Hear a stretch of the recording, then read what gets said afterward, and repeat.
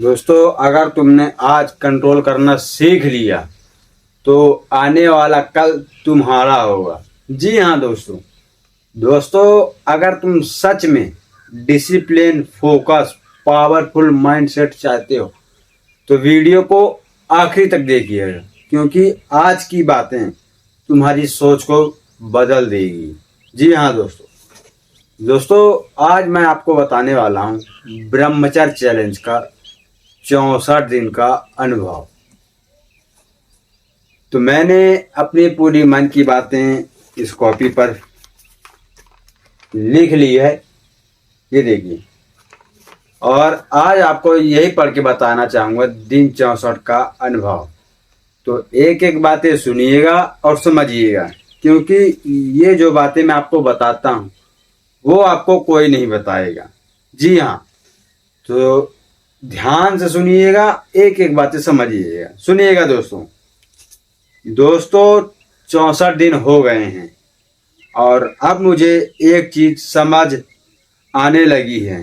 जिंदगी बदलना मुश्किल नहीं है, मुश्किल है हर दिन खुद को कंट्रोल करना, क्योंकि असली लड़ाई तुम्हारे दिमाग के अंदर चल रही है। दिमाग हमेशा आराम चाहता है, थोड़ा और फोन चला ले, आज काम मत करो, कल से शुरू करेंगे। दिमाग हमेशा यही बोलता है, लेकिन सच यही है, जो इंसान अपने माइंड को कंट्रोल नहीं कर सकता वो अपनी जिंदगी भी कंट्रोल नहीं कर सकता। इन 64 दिनों में मैंने सीखा कि डिसिप्लिन दर्द देता है, लेकिन पछतावा उससे भी ज़्यादा दर्द देता है। आज मेहनत मुश्किल लगेगी, लेकिन कल यही मेहनत तुम्हें दूसरों से अलग बनाएगी, क्योंकि लोग सिर्फ रिजल्ट देखते हैं, लेकिन कोई वो शांत मेहनत नहीं देखता जब तुम अकेले लड़ रहे होते हो, रोज खुद को मोटिवेट करते हो, रोज ध्यान भटकने वाली चीज़ों से बचते हो, रोज स्थिरता बनाए रखते हो।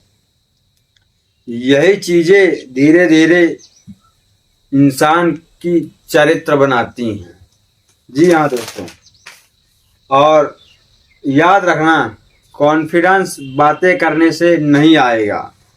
कॉन्फिडेंस आता है जब तुम खुद से किए प्रॉमिस पूरे करते हो, जब तुम बोलो कि सुबह जल्दी उठूंगा और सच में उठ जाओ, तभी सेल्फ रिस्पेक्ट बनती है। इन 64 दिनों ने मुझे ये सिखाया कि सफलता रात भर में नहीं आती, वो रोज की छोटी जीतों से बनती है।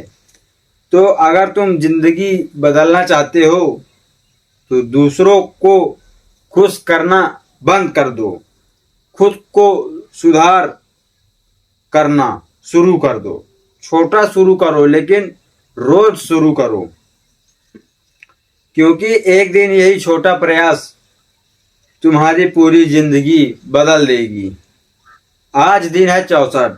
अब ये सिर्फ चैलेंज नहीं रहा, ये था मेरे माइंडसेट, ये बन चुका है मेरा माइंडसेट।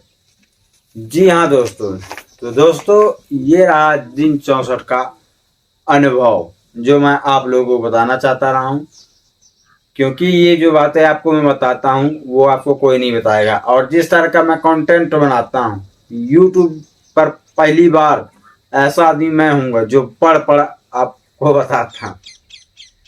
लेकिन मेरी भी कुछ मजबूरियाँ हैं।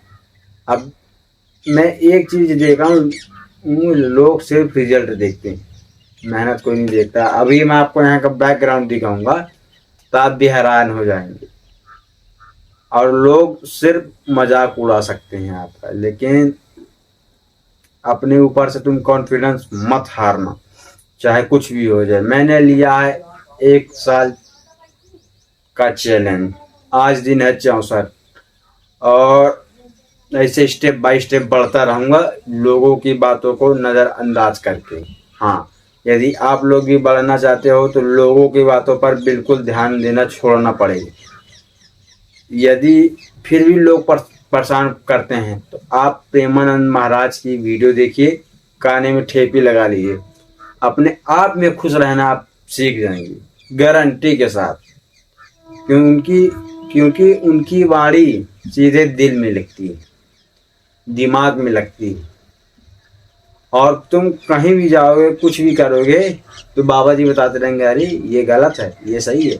ऐसा ही मेरे साथ होता है। मैं हमेशा प्रेमानंद बाबा जी की वीडियो देखता हूँ और मैं अपने आप प्रसन्न रहता हूँ, किसी की जरूरत नहीं पड़ती। कोई जैसे लोग बोलते हैं कि ये हो जाए वो हो जाए तो अच्छा हो जाऊंगा, सुखी हो जाऊंगा, मेरा ऐसा नहीं है।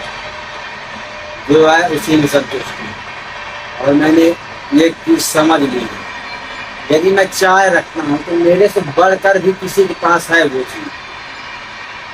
क्यों? यदि मैं घर की बात करूँ, जमीन की बात करूँ, गाड़ी घोड़ा की बात करूँ तो मेरे से बढ़ के भी लोगों के पास है, लेकिन खुशी नहीं।